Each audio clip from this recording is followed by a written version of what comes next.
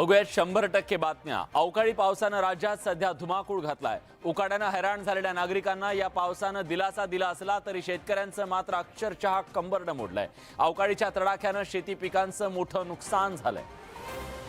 पिकांसोबतच फळबागांना अवकाळीचा जबर तडाखा बसलाय। द्राक्ष, आंबा, केळी, संत्रा, काजू या बागांना पावसाचा मोठा फटका बसलाय। तसंच मका, कलिंगड, गहू, कांदा, हरभरा या पिकांचं देखील मोठ्या प्रमाणात नुकसान झालंय। शेतकऱ्यांनी कर्ज काढून पिकं जगवली, मात्र अवकाळी पाऊस आणि गारपिटीनं हातातोंडात आलेला घास हिरवलाय। अवकाळीच्या तिसऱ्या झटक्यानं 14 जिल्ह्यातल्या 28,000 हेक्टरवरची पिकं जमीनदोस्त झाली।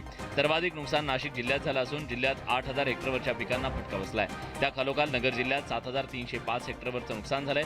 अवकाळी पावसाच्या पहिल्या टप्प्यात 4 ते 9 मार्च दरम्यान झालेल्या गारपिटीनं 15 जिल्ह्यांमध्ये 38,606 हेक्टरवरच्या पिकांचं नुकसान झालं होतं। त्यानंतर 15 ते 21 मार्च दरम्यान झालेल्या अवकाळी पावसामुळे 30 जिल्ह्यातल्या तब्बल 1,07,000 हेक्टर पिकांचं नुकसान झालं। तर आता तिसऱ्या अवकाळी पावसामध्ये 28,287 हेक्टरवरच्या पिकांचं नुकसान झाल्याचा प्राथमिक अंदाज कृषी विभागानं वर्तवलाय। सरकारकडून शेतकऱ्यांसाठी घोषणा करण्यात आल्या, मात्र प्रत्यक्ष मदतीची पेरणी कधी सुरू होणार हा सवाल बळीराजा विचारतोय। अवकाळी पावसामुळे शेतकऱ्यांच्या स्वप्नांची राख रांगोळी झाली। पिकं आणि फळबागांचं मोठं नुकसान झालंय। आसमानी संकटामुळे शेतकऱ्यांचा आक्रोश पाहायला मिळतोय। बीडच्या आष्टी तालुक्यातील किरूळ गावात द्राक्ष बागायतदारांवर आसमानी संकट कोसळलंय। कर्ज काढून पदरमोड करून शेतकऱ्यांनी बाग फुलवली। तळहाताच्या फोडाप्रमाणे द्राक्ष बागांना जपलं, मात्र हातातोंडाशी आलेला घास अवकाळी आणि गारपिटीनं हिरावून घेतलाय। द्राक्ष मणी गळून पडल्यानं शेतकऱ्यांच्या स्वप्नांचा अक्षरशः चिखल झालाय। त्यामुळे हे चित्र पाहून बळीराजाला अश्रू अनावर झाली आहेत। आता मिळणारं उत्पन्न होतं आमचं फळ सगळं वाया गेलं। त्याच्यामुळे आम्ही जास्त गिरा होतात। आमच्या सरकारला विनंती करतो की आमची लवकर काही ना काही बघावं। दुसरीकडे कृषी मंत्री अब्दुल सत्तार यांनी बुलडाण्यात अवकाळीग्रस्त भागाची पाहणी केली। यावेळी एका शेतकऱ्यानं कृषी मंत्र्यांसमोरच हंबरडा फोडला। मायबाप सरकारनं शेतकऱ्यांना तातडीने मदत द्यावी अशी आर्त साद त्यानं घातली।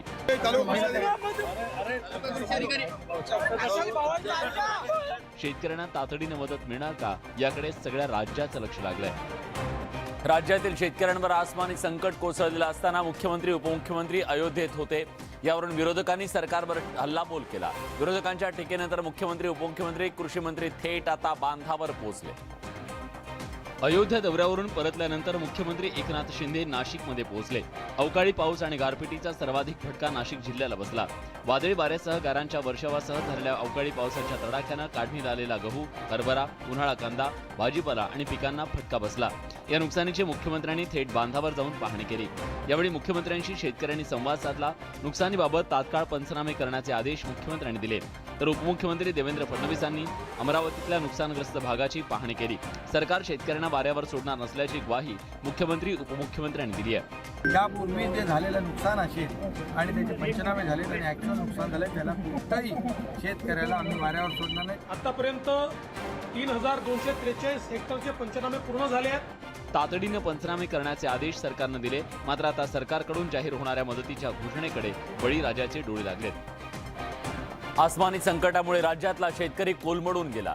मार्च-एप्रिलमध्ये झालेल्या पावसामुळे पिकांचं मोठं नुकसान झालं। त्यात शेतकऱ्यांची चिंता वाढवणारी आणखी एक बातमी आता समोर आली। देशात यावर्षी नैसर्गिक संकटाचा इशारा देण्यात आलाय। यावर्षी देशात सरासरीपेक्षा पाऊसमान कमी राहण्याचा अंदाज व्यक्त करण्यात आलाय। स्कायमेट या खासगी संस्थेनं यंदाचा मान्सून बद्दलचा अंदाज व्यक्त केलाय। स्कायमेट कडून यंदा जून ते सप्टेंबर या कालावधीत 94% पावसाचा अंदाज वर्तवण्यात आलाय। स्कायमेटच्या मान्सून बद्दलच्या प्राथमिक अंदाजानुसार यंदा पावसाला अल निनोचा फटका बसणार आहे। देशात जून ते सप्टेंबर या 4 महिन्याच्या कालावधीत पाऊस 858.6 मिलीमीटर इतक्या सरासरी राहण्याची शक्यता आहे। देशाच्या उत्तर आणि मध्य भागात पावसाची तूट बघायला मिळण्याचा अंदाज आहे। गुजरात, मध्य प्रदेश आणि महाराष्ट्रात जुलै आणि ऑगस्ट या मुख्य मान्सून महिन्यामध्ये कमी पावसाचा अंदाज व्यक्त करण्यात आलाय। पंजाब, हरियाणा, राजस्थान, उत्तर प्रदेश आणि उत्तर भारतातल्या काही भागामध्ये ऑगस्ट-सप्टेंबरमध्ये सामान्यापेक्षा कमी पाऊस पडण्याची शक्यता आहे। जूनमध्ये सरासरीच्या 99% पाऊस पडण्याचा अंदाज आहे। जुलैमध्ये सरासरीच्या 95% तर ऑगस्टमध्ये सरासरीच्या 92% पावसाचा अंदाज वर्तवण्यात आलाय। सप्टेंबरमध्ये सरासरीच्या 90% पाऊस पडू शकतो। गेल्या अनेक दिवसानंतर पांढऱ्या सोन्याच्या दरात काहीशी वाढ झाली आहे। त्यामुळे शेतकऱ्यांच्या चेहऱ्यावर समाधान पाहायला मिळतंय। कापसाचे हे दर पुढच्या काळात वाढत राहो अशी अपेक्षा कापूस उत्पादक शेतकरी करतोय।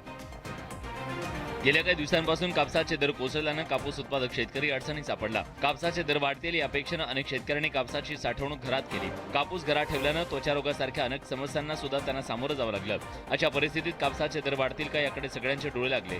अशातच गेल्या काही दिवसापासून आंतरराष्ट्रीय बाजारपेठेत कापसाची मागणी वाढल्यानं दरात वाढ झाली आहे. कापसाच्या दरात 700 ते 1000 रुपयांपर्यंत वाढ झाली आहे. कापसाचे दर प्रति क्विंटल 8000 पर्यंत पोहोचलेत. आंतरराष्ट्रीय मार्केटमध्ये कापसाचे भाव वाढल्यामुळे आज सगळीकडे आवक फार मोठ्या प्रमाणात झालेली आहे. कापसाचे हे दर यापुढच्या काळात आणखी वाढावेत अशी अपेक्षा शेतकऱ्यांकडून व्यक्त होतीये. कापसाचे दर वाढल्यानं विविध संकटाच्या फेऱ्यात सापडलेल्या बळीराजाला काहीसा दिलासा मिळालाय. ईव्हीएम वरून अजित पवार आणि संजय राऊतांमध्ये जोरदार झुंपली आहे. अजित पवारांच्या ईव्हीएम बाबतच्या भूमिकेवर संजय राऊतांनी जोरदार हल्लाबोल केलाय. त्यामुळे मवियातले मतभेद सपाट्यावर आले.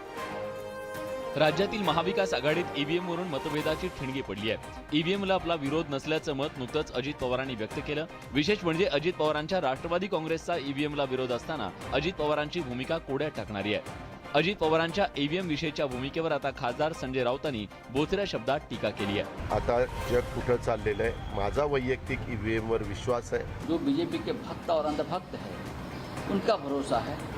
मैं नहीं मानता हूं कि अजित पवार की गणना और तुलना अंधभक्तों से. काही दिवसांपूर्वी शरद पवारांच्या उपस्थितीत केंद्रातील विरोधी पक्षांच्या नेत्यांची एक बैठक पार पडली. या बैठकीत सर्व पक्षाच्या नेत्यांनी ईव्हीएमला विरोध केला होता. दुसरीकडे अजित पवारांनी मात्र ईव्हीएमवर विश्वास व्यक्त केलाय. त्यामुळे पवार काका पुतण्यामध्ये ईव्हीएम वरून मतभेद असल्याचं पुन्हा एकदा समोर आलंय. तसंच महाविकास आघाडीमध्ये एकमत नसल्याचंही पाहायला मिळतंय. आगामी 2024च्या निवडणुकांसाठी सर्वच राजकीय पक्षांनी कंबर कसली आहे. या निवडणुकांसाठी आता विरोधकांची एकी करून मोदींना शह देण्याच्या हालचाली सुरू झाल्यात. मात्र याच प्रयत्नांना शरद पवारांनी सुरुंग लावल्याची जोरदार चर्चा राजकीय वर्तुळात सुरू झाली आहे. पंतप्रधान नरेंद्र मोदींची डिग्री आणि अदानींची जेपीसी चौकशी करण्याची मागणी विरोधकांनी लावून धरलेली असताना पवारांनी त्यातली हवा काढून घेतली आहे. देश चालवण्यासाठी डिग्रीची गरज नसल्याचं मत शरद पवारांनी व्यक्त केलंय. इतकंच नव्हे तर पवारांनी हिंडनबर्गच्या रिपोर्टनंतर अदानींच्या चौकशीसाठी जेपीसीची आवश्यकता नाही अशी भूमिका घेतल्यानं काँग्रेससह विरोधकांची कोंडी झाली आहे. जेपीसीपेक्षा सुप्रीम कोर्टाची कमिटी अधिक उपयुक्त आणि प्रभावी असं माझं मत आहे. लेकिन अगर संवैधानिक पद पर प्रधानमंत्री, राष्ट्रपति, गवर्नर, मंत्री उनकी डिग्री होने से कोई मतलब नहीं, लेकिन अगर है तो सही होनी चाहिए. लोकसभेच्या निवडणुका आता एका वर्षावर आल्यात. त्या निवडणुकीत पंतप्रधान नरेंद्र मोदींची डिग्री आणि गौतम अदानींच्या मुद्द्यावरून केंद्र सरकारला घेरण्याची रणनीती राहुल गांधींनी आखली होती. मात्र राहुल गांधींचे दोन्ही मुद्दे आता सपशेल आपटलेत. महाराष्ट्रातही मवियामध्ये सुंदोपसंदी सुरू असल्याची चर्चा रंगली आहे. मुख्यमंत्र्यांचा अयोध्या दौरा संपलाय. मात्र दौऱ्यावरून सुरू झालेलं राजकारण काही थांबायचं नाव घेताना दिसत नाहीये. ठाकरे गटाचे खासदार संजय राऊतांनी शरयू आणि ठाण्यातले गुंड असा संबंध जोडलाय. तर भाजपनं या मुद्द्यावरून संजय राऊतांचा जोरदार समाचार घेतलाय. मुख्यमंत्र्यांनी शरयूची आरती केली तर इकडे विरोधकांनी राजकारणाची महाआरती सुरू केली. ठाकरे गटाचे खासदार संजय राऊतांनी शिवसेनेवर पुन्हा एकदा तोफ डागली आहे. मुख्यमंत्री एकनाथ शिंदे ठाण्यातील रहिवासी असल्यानं त्यांची सांगड घालत संजय राऊतांनी निशाणा साधला. ठाण्याच्या नाक्यावरही शक्ती प्रदर्शन करता आलं असतं असा टोला राऊतांनी लगावला. शक्ती प्रदर्शन करायला अयोध्या कशाला पाहिजे? ठाण्याचा नाका पण तुमचा आहे ना, तिथे करत असेल मी शक्ती प्रदर्शन. संजय राऊत सकाळपासून त्यांचा दांडपट्टा खेळायला सुरुवात करतात, वाटेल तिकडे फिरवतात. त्यांना खरं म्हणजे ते नॉन कॉग्निशेबल आहेत, त्यांना कोणी आता सिरियस घेत पण नाही. राजकीय पक्ष दौरे आणि मोर्चे काढत असतात. अशा वेळी आपल्या प्रतिस्पर्ध्यावर गुंड नेल्याचा आरोप करणं नक्की चुकीचं आहे. कारण संजय राऊतांनी केलेला आरोप पुढील काही दिवसात त्यांच्यावरच बुमरँग होण्याची शक्यता आहे. शिवसेना नाव आणि धनुष्यबाण हे चिन्ह एकनाथ शिंदे गटाला मिळाल्यानंतर शिवसेना भवन कुणाकडे जाणार अशी जोरदार चर्चा रंगली होती. त्यातच शिवसेनेचा पक्षनिधी आणि शिवसेना भवन शिंदेच्या शिवसेनेला मिळावं म्हणून एका वकिलानं वैयक्तिकरित्या सुप्रीम कोर्टामध्ये याचिका दाखल केली आहे. मात्र पक्षाकडून अशी कोणतीही मागणी केली नसल्याचं शिवसेनेकडून स्पष्ट करण्यात आलंय.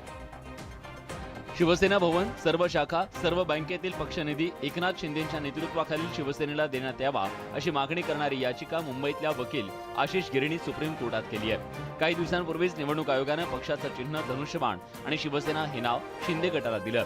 त्यामुळे शिंदे गट हीच अधिकृत शिवसेना झाली आहे. मात्र केंद्रीय निवडणूक आयोगाच्या आदेशामध्ये पक्षनिधीबाबत कोणतीही स्पष्टता नव्हती. म्हणून मुंबईचे वकील आशिष गिरी यांनी वैयक्तिकरित्या सुप्रीम कोर्टात याचिका दाखल केली. बाळासाहेब ठाकरे यांच्या नेतृत्वातील शिवसेनेची चल अचल संपत्ती देण्याची मागणी याचिकेत करण्यात आली आहे. दरम्यान अशी कोणतीही मागणी शिवसेनेकडून करण्यात आली नसल्याचं पक्षाचे प्रवक्ते नरेश म्हस्केने म्हटलंय. जे शिवसेनेची प्रॉपर्टीज मुव्हेबल इममुव्हेबल असेट्स पैसे किंवा इतर सगळ्या ज्या गोष्टी होत्या कायद्याप्रमाणे हे सगळं त्यांना दिलं गेलं पाहिजे होतं. या ठिकाणी मी पक्षातर्फे जाहीर करतो या याचिकेशी आमचा काहीही संबंध नाही. शिवसेनेनं दिलेल्या स्पष्टीकरणानंतर वकील आशिष गिरी यांनी केलेली ही स्टंटबाजी तर नाही ना, अशी चर्चा सुरू झाली आहे. कोल्हापुरातील छत्रपती राजाराम साखर कारखान्याच्या निवडणुकीमध्ये सतेज पाटील गटाला पुन्हा एकदा धक्का बसलाय. 29 उमेदवार अवैध ठरवल्याच्या विरोधात सतेज पाटील न्यायालयात आता दाद मागणार आहेत. यंदा कडका पाडायचा अशी टॅगलाईन घेऊन छत्रपती राजाराम सहकारी साखर कारखान्यासाठी सतेज पाटलांनी जोरदार शक्ती प्रदर्शन केलं. महादेवराव महाडिक यांच्याकडे असलेले साखर कारखान्याची सत्ता खेचून घेण्यासाठी सतेज पाटलांनी कंबर कसली होती. मात्र या कारखान्याच्या निवडणुकीत सतेज पाटील गटाच्या 29 उमेदवार अवैध ठरवण्यात आले. या 29 उमेदवारांना निवडणूक निर्णय अधिकाऱ्याने अवैध ठरवल्याच्या विरोधात प्रादेशिक साखर सहसंचालक यांच्याकडे तक्रार दाखल करण्यात आली होती. अपील नामंजूर करण्यात आलं. त्यानंतर सतेज पाटलांना धक्का बसला. या विरोधात ते न्यायालयात दाद मागणार आहेत. आणि म्हणून आम्ही हायकोर्टामध्ये जातोय. आमची अपेक्षा आहे की 12 तारखेपर्यंत हायकोर्टामधून निर्णय व्हावा. या साखर कारखान्याच्या निवडणुकीवरून सतेज पाटील आणि महादेवराव महाडिक गट आमने सामने आलेत. यावरून कोल्हापूरचं राजकारण ढवळून निघालं असून आरोप प्रत्यारोपांच्या फैरी दोन्ही गटांमधून सुरू आहे. मोदी सरकारनं नव्या शैक्षणिक धोरणाला मंजुरी दिली आहे. तब्बल 34 वर्षानंतर देशात नवं शैक्षणिक धोरण लागू होणार आहे. राज्यात येत्या शैक्षणिक वर्षापासून नवं शैक्षणिक धोरण लागू केलं जाणार असल्याचं जाहीर करण्यात आलंय. शालेय शिक्षण मंत्री दीपक केसरकर यांनी राज्यात या वर्षापासूनच नवं शैक्षणिक धोरण लागू केलं जाणार असल्याची घोषणा केली आहे. तसंच इंजिनिअरिंग मेडिकलही या पुढील काळात मराठीमध्ये शिकवलं जाणार आहे. देशात शालेय शिक्षणाचं स्वरूप आतापर्यंत 10+2 असं होतं. मात्र नव्या धोरणात पहिला टप्पा म्हणजे पूर्व प्राथमिकचे 3 वर्ष आणि इयत्ता 1ली ते 2री, दुसरा टप्पा म्हणजे इयत्ता 3री ते 5वी, तिसरा टप्पा म्हणजे 6वी ते 8वी आणि चौथा टप्पा म्हणजे 9वी ते 12वी असा असेल. महाराष्ट्रात या वर्षापासूनच नवीन शैक्षणिक धोरणाची अंमलबजावणी सुरू होणार आहे. तर या दीड महिन्यामध्ये ह्या सगळ्या गोष्टी पूर्ण केल्या जातील आणि येत्या जून महिन्यापासून नवीन शैक्षणिक धोरण लागू केलं जाईल. नव्या पॅटर्ननुसार बोर्डाच्या परीक्षेचं महत्त्व कमी होणार असून सेमिस्टर पॅटर्नमध्ये ही परीक्षा असणार आहे. सध्या बोर्डाची परीक्षा वर्षातून एकदाच होते, परंतु यापुढे वर्षातून 2 वेळा सेमिस्टर पॅटर्ननुसार परीक्षा घेतली जाणार आहे. म्हणजेच 9वी पासून 12वी पर्यंतचं शिक्षण 8 सेमिस्टरमध्ये विभागण्यात आलंय. तसंच महाविद्यालयीन प्रवेशासाठी प्रवेश परीक्षा घेण्याचा विचार करण्यात आलाय. देशात कोरोना रुग्णांच्या संख्येमध्ये झपाट्यानं वाढ होते. या पार्श्वभूमीवर हॉस्पिटलमधील तयारीच्या सज्जतेचा आढावा घेण्यासाठी देशभरातील हॉस्पिटलमध्ये मॉक ड्रिल घेण्यात आलं. दरम्यान हरियाणा, केरळ आणि पुदुच्चेरीमध्ये मास्क सक्ती करण्यात आली आहे. तर मुंबई महानगरपालिकेच्या रुग्णालयामध्ये कर्मचारी आणि वरिष्ठ नागरिकांना मास्क सक्ती करण्यात आली. देशात पुन्हा एकदा कोरोनाचा धोका वाढू लागलाय. गेल्या 24 तासात देशात 5880 कोरोना बाधित रुग्णांची नोंद झाली असून देशात कोरोनाच्या सक्रिय रुग्णांची संख्या 35,000वर पोहोचली आहे. कोरोनाच्या संकटाच्या मुकाबल्याच्या तयारीचा आढावा घेण्यासाठी देशभरात मॉकड्रिल केलं गेलं. या मॉकड्रिलमध्ये रुग्णालयातील ICU beds, oxygen cylinder, mask, औषधांसह आवश्यक सुविधा आहेत की नाहीत याची खातरजमा करण्यात आली. कोविड, नॉन कोविड या दोन्ही प्रकारच्या रुग्णांचं दुर्लक्ष होणार नाही याची आम्ही दक्षता घेतो. कोरोनाच्या वाढत्या धोक्याच्या पार्श्वभूमीवर हरियाणा, केरळ, पुदुच्चेरीमध्ये खबरदारीची उपाययोजना म्हणून मास्क सक्ती लागू करण्यात आली आहे. केरळ राज्यात 60 वर्षांपेक्षा जास्त वय असलेल्या आणि गंभीर आजार असलेल्या नागरिकांना मास्क बांधणं बंधनकारक करण्यात आलंय. गेल्या अनेक महिन्यांपासून गौतमी पाटीलनं अवघ्या महाराष्ट्रावर गारूड घातलंय. लावणीच्या कार्यक्रमातून गौतमीनं प्रेक्षकांवर मोहिनी घातली. या कार्यक्रमाच्या माध्यमातून गावागावात पोहोचलेली गौतमी आता रुपेरी पडद्यावर झळकणार आहे. सबसे कातिल गौतमी पाटीलच्या पहिल्या वहिल्या घुंगरू या सिनेमाचा टीजर रिलीज झालाय. ॲक्शन, डान्स, थरार आणि नाट्यानं भरलेला घुंगरू सिनेमाचा टीजर सोशल मीडियावर व्हायरल होतोय. गौतमीच्या इंस्टाग्राम अकाउंटवरून हा टीजर शेअर करण्यात आलाय. डान्स क्वीन असलेल्या गौतमीच्या अभिनयाची जादू रसिकांना या सिनेमातून पाहायला मिळणार आहे. या टीजरला दाक्षिणात्य सिनेमाचा टच देण्याचा प्रयत्न करण्यात आलाय. या टीजरवर चाहत्यांनी कमेंट्स करत गौतमीचं अभिनंदन केलंय. गौतमी म्हटल्यावर सिनेमा सुपरहिट होणार, महाराष्ट्रातच नाही तर संपूर्ण देशात हा सिनेमा गाजणार अशी कमेंट काहींनी केली आहे. तर नाद करा पण गौतमी पाटीलचा कुठं, सबसे कातिल गौतमी पाटील अशा कमेंट्स काही चाहते व्यक्त करतायत. लोककलावंतांची व्यथा घुंगरू या सिनेमातून पाहायला मिळणार आहे. सांगलीमध्ये आयोजित बैलगाडा शर्यतीत बकासूर आणि महिब्या बैलजोडीनं थार गाडी पटकावली आहे. या स्पर्धेत 200हून अधिक बैलगाड्या सहभागी झाल्या होत्या. सांगलीत रुस्तुम हिंद बैलगाडी शर्यतीचं आयोजन करण्यात आलं होतं. डबल महाराष्ट्र केसरी पैलवान चंद्रहार पाटील युथ फाउंडेशनकडून आयोजित केलेल्या या स्पर्धा 10 एकरावरच्या माळरानावर पार पडल्या। यात 200हून अधिक बैलगाडी स्पर्धक सहभागी झाले होते। देशातील सर्वात मोठी बैलगाडी शर्यत असलेल्या या शर्यतीत थार कोण जिंकणार याची प्रचंड उत्सुकता लागली होती। वेगवेगळ्या गटातून पार पडलेल्या या शर्यतीत अंतिम फेरीत पुण्याच्या मुळशीतल्या मोहिल शेठ धुमाळ यांचा बकासूर आणि कराड रेठरेच्या सदाशिव कदम यांचा महिव्या या बैलजोडीनं मैदान मारलं। या स्पर्धेत बकासूर आणि महिव्या बैलजोडीनं थार गाडी जिंकली आहे। स्पर्धेत विजेते ठरलेल्या बैलगाडीच्या मालकांना खासदार श्रीनिवास पाटील, डबल महाराष्ट्र केसरी चंद्रहार पाटील यांच्या हस्ते थार गाडी, दुचाकी देऊन गौरवण्यात आलं। ही स्पर्धा पाहण्यासाठी सांगलीसह विविध भागातील बैलगाडा शर्यत प्रेमींनी अलोट गर्दी केली होती। भुसावळमधल्या खंडेरायाच्या यात्रेचं वैशिष्ट्य म्हणजे 12 गाड्या ओढण्याची परंपरा। या वर्षी सुद्धा विविध या पद्धतीने ह्या सगळ्या पार पडलं, पण त्याचबरोबर मंदिरात विधिवत पूजेनंतर कालिका माता मंदिरापासून 12 गाड्या ओढण्याची ही परंपरा कायम आहे। मल्हारी मार्तंड भैरवाच्या नावानं 12 गाड्या ओढण्याची परंपरा महाराष्ट्रात वर्षानुवर्ष चालू असून मोठ्या उत्साहात आज ती साजरी केली जाते। भुसावळ तालुक्यातील कनेमधील खंडेरायाच्या यात्रेत हजारो भक्तांनी उत्स्फूर्तपणे 12 गाड्या ओढण्याची परंपरा जपली। थरारक परंपरेत तरुणांचा सहभाग लक्षवेधी होता। यात्रेच्या दिवशी खंडेराव महाराजांच्या मंदिरासह गावातील विविध मंदिरात विधिवत पूजा करण्यात आली। परंपरेनुसार कालिका माता मंदिरापासून बारीवाड्यापर्यंत 12 गाड्या ओढण्यात आल्या। 12 गाड्या ओढताना कोणाला दुखापत होणार नाही याची काळजी घेण्यात आली। शिवाय यात्रेत होणारी गर्दी पाहता कुठेही अनुचित प्रकार घडू नये यासाठी मोठा पोलीस बंदोबस्त तैनात करण्यात आला होता। गुजरातच्या कच्छमध्ये भरधाव वेगाचा कहर पाहायला मिळाला। या अपघातामध्ये एक पादचारी जखमी झाला। अपघाताचा हा थरार सीसीटीव्हीत कैद झाला। गुजरातच्या कच्छमधल्या रस्त्यावरची ही दृश्य। एक पादचारी रस्ता ओलांडण्यासाठी रस्त्याच्या कडेला उभा होता। या दरम्यान मुख्य रस्त्यावरून पादचारी उभा असलेल्या रस्त्यावर एक कार वेगानं आली। या भरधाव वेगात असलेल्या कारनं पादचाऱ्याला थेट धडक दिली। या कारचा वेग इतका जास्त होता की ही व्यक्ती हवेत उडाली। या अपघातात ही व्यक्ती जखमी झाली आहे। त्याला उपचारासाठी रुग्णालयात दाखल करण्यात आलंय। तर या घटनेनंतर कार चालक फरार झालाय। राजस्थानात सचिन पायलट आणि मुख्यमंत्री अशोक गहलोत यांच्यामध्ये वाद पुन्हा विकोपाला पोहोचलाय। भाजपच्या वसुंधरा राजे सरकारच्या राजवटीतल्या कथित भ्रष्टाचाराबाबत गहलोत सरकारनं कारवाई करावी या मागणीसाठी पायलट यांनी लाक्षणिक उपोषणाचा आपल्या सरकारला इशारा दिलाय। राजस्थान काँग्रेसमधील गहलोत आणि सचिन पायलट यांच्यातला संघर्ष चव्हाट्यावर आलाय। भाजप सरकारच्या काळात झालेल्या कथित भ्रष्टाचाराच्या चौकशीच्या मुद्द्यावरून सचिन पायलट आक्रमक झालेत। या प्रकरणी चौकशीसाठी गहलोत सरकार चालढकल करत असल्याचा आरोप सचिन पायलट यांनी केलाय। निवडणुका अवघ्या काही महिन्यांवर आलेल्या असताना विरोधक आणि सरकारमध्ये हातमिळवणी असावी असा भ्रम विरोधक पसरवू शकतात, त्यामुळे सरकारला कृती करावी लागेल असं सचिन पायलट यांनी म्हटलंय। या मुद्द्यावरून ते मंगळवारी लाक्षणिक उपोषण करणार आहेत। सचिन पायलट यांनी आक्रमक पवित्रा घेतल्यामुळे पायलट आणि गहलोत गटातील वादावर तोडगा काढण्याचं आव्हान काँग्रेसच्या केंद्रीय नेतृत्वासमोर असणार आहे। श्रीनगर लेह राष्ट्रीय महामार्गावरील महत्त्वपूर्ण जेड मोड टनेलची केंद्रीय मंत्री नितीन गडकरी आणि जम्मू काश्मीरचे उपराज्यपाल मनोज सिन्हा यांनी पाहणी केली। डिसेंबर 2023 पर्यंत हा टनेलचं लोकार्पण करण्याचं लक्ष्य ठेवण्यात आलंय। हा टनेल पूर्ण झाल्यास श्रीनगर आणि कारगिल दरम्यान अखंड कनेक्टिव्हिटी निर्माण होणार आहे। जम्मू काश्मीरमध्ये 25,000 कोटी रुपये खर्चून 19 टनेलचं काम केलं जात आहे। या अंतर्गत 2,680 कोटी रुपये खर्च असलेला 6.5 किलोमीटर लांबीचा जेड मोड टनेल तसंच जोड रस्त्याचं काम सुरू आहे। 2 मार्गाचा हा टनेल काश्मीरच्या गंदरबल जिल्ह्याच्या गगनगीर आणि सोनमार्ग मधल्या एका डोंगराच्या खाली बनवण्यात येतोय। या टनेलचं काम 75% पूर्ण झालं असून डिसेंबर 2023 पर्यंत या टनेलच्या लोकार्पणाचं उद्दिष्ट ठेवण्यात आलंय। हा टनेल सामरिक दृष्ट्याही अतिशय महत्त्वाचा आहे। यामुळे श्रीनगर आणि कारगिल दरम्यान अखंड कनेक्टिव्हिटी निर्माण होणार आहे। त्याचप्रमाणे श्रीनगर आणि लेहमधील प्रवासाच्या वेळेत सुद्धा कपात होणार आहे। कावळ्याचा काळा रंग ही त्याची ओळख, पण पुण्यात चक्क पांढऱ्या रंगाचा कावळा आढळून आलाय। पुण्यातील लुलानगर परिसरामध्ये हा पांढरा कावळा सापडला।